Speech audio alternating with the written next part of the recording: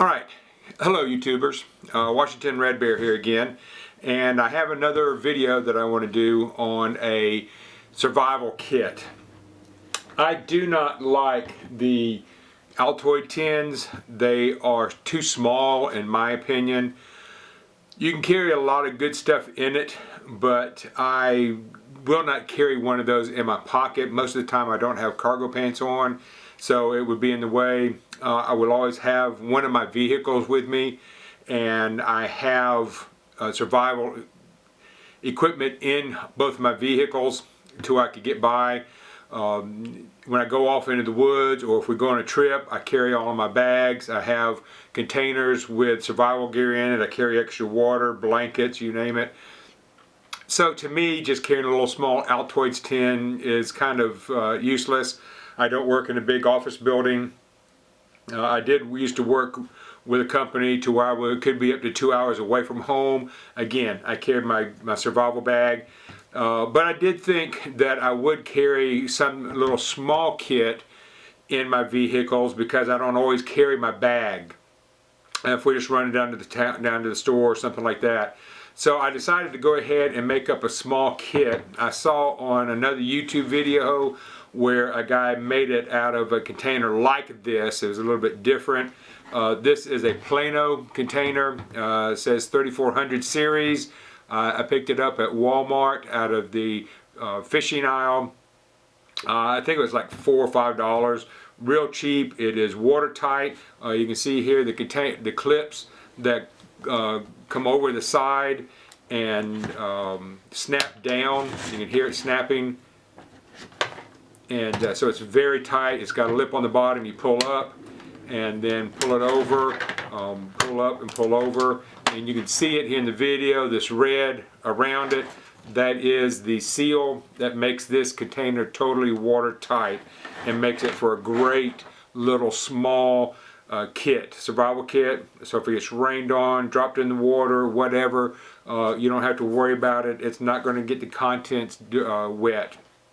And so that's the reason I went with this. Not thinking that I'm going to carry on me, but I do have some little small string backpacks. So if I have this in my truck and we go into something, it doesn't matter what it is, I can always carry this with me if I needed to, so that if something happened, we could get back out. First thing I have on the top lid is a piece of heavy-duty tin foil or aluminum foil. This came out of the bottom of a lasagna dinner. And I like this heavy-duty construction because it's easier to form as compared to just regular aluminum foil. And what I would do with that, I don't want to bend this one up, is in order to make a fire, and we'll get into that in a minute, but I could put my fire in here, strike it, get my fire started. It's got a little lip where you can put your kindling across it to help get the airflow to get your fire started. So that's the reason I'm carrying this large piece of tin foil or aluminum foil. Again, I can cut this in half and make two of these or make one large one. My next thing I have is just a little small light that I picked up off the Nite Ize. This is an Inova, sorry. An Inova light, and just something a little small and compact light that I can carry in here. I also picked up this Swiss Tech multi-tool. I didn't know if I wanted to put a multi-tool in here, but I saw this at work, and it's like, you know what, it's small, it's flat. I can go ahead and put that in there because every now and then I do need some type of a plier system, and so this will work for that. It's just real small, has pliers on this end, has wire cutters, wire strippers, a Phillips, a slotted screwdriver, and then it's marked on the handles in 1/8 inch measurements so that you can measure something if you needed to. It's designed to go on a key ring. Whenever you close it back up where it's flat, it won't open up, and that way you can put this onto a key ring here. Of course, I'm not using it that way. The next thing, of course, is just a standard Bic lighter, part of my fire starting capabilities. I also have a piece of steel wool.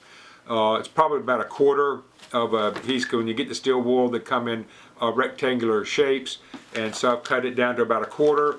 I have a 9-volt battery in here with electrical tape around the ends of it, so it doesn't start fire inside my kit.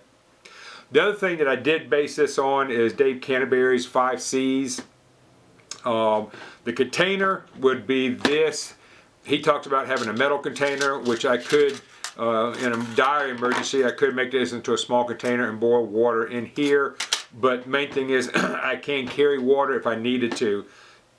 Again, this isn't getting out into the wild. This isn't getting into a big emergency situation. I would have my other packs with me in my truck or in my car, which do carry metal containers where I can boil water, carry water. I buy these small aluminum cans, actually water bottles from Goodwill, normally like $1 or $2, and so I have those in my packs.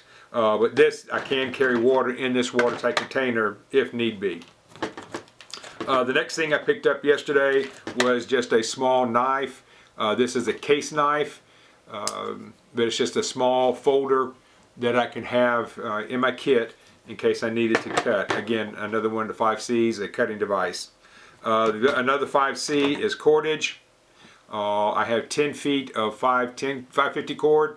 With this, you can break open the outer sheathing, and you have the 7 layers inside, and so I have that to where I can have 60 feet of cord if need be. The next thing I put in here is a 5C is cover. I have just a small silver emergency blanket. Again, I can use this for coverage. I can use this for protection. If it's cold, I can wrap up in that. And then the last thing I have in here, I have other videos dealing with it, but this is just another fire making capability. This container here is just stuffed full of cotton that is soaked in Vaseline, and so that's just another part of the combustion and fire. And then the last thing I have in here is just a real small first aid kit that I've put together. I do have the P38 that you see here for a can opener, which can also be used as a screwdriver if need be. But I just have some Band-Aids, I have some A&D ointment, I have 3 safety pins, 3 safety pins in here. I do have some alcohol wipes, I have some antibiotic ointment, some antiseptic. I think there's an alcohol or 2 wipes in here. So again, it's just a little small first aid kit that I put together, and it's in a Ziploc bag to keep it secured and everything together. I also have matches in here along with the striker. It's just a little small box of waterproof matches. Cut the striker off, put it in here with the matches. So I have, again, this would be 1, 2, 3, 4 ways of starting fire. So out of the 5 C's, you have a cutting device, you have cordage, you have cover, you have a container, and combustion. So all of those are covered in this kit. Again, this isn't a, spending the night. I could spend one night out of here if I had to with cover and fire. I don't have anything to eat, anything to drink in here, because that's not what this kit is for. This is just a quick down and dirty emergency kit for me, so that if I needed it in a situation, I would have it. Everything packs in here nice and neat and tight. So I'm real pleased with this kit. Hopefully one day I'll be able to get to go out and test it, but I mean, everything in here is self-explanatory. Doesn't really need to be tested too much. I hope you like my video and subscribe to my other ones that I have. I'm trying to generate a lot of videos on my equipment and talk about why I have my equipment I do, and discuss why other people have theirs. I might add some magnesium powder to this one if I've got a little space, just to have another way of starting a fire. But again, this covers Dave Canterbury's 5 C's, and I enjoyed making it. I hope you enjoyed it. Leave your comments if you have any. I appreciate it. Thank you very much.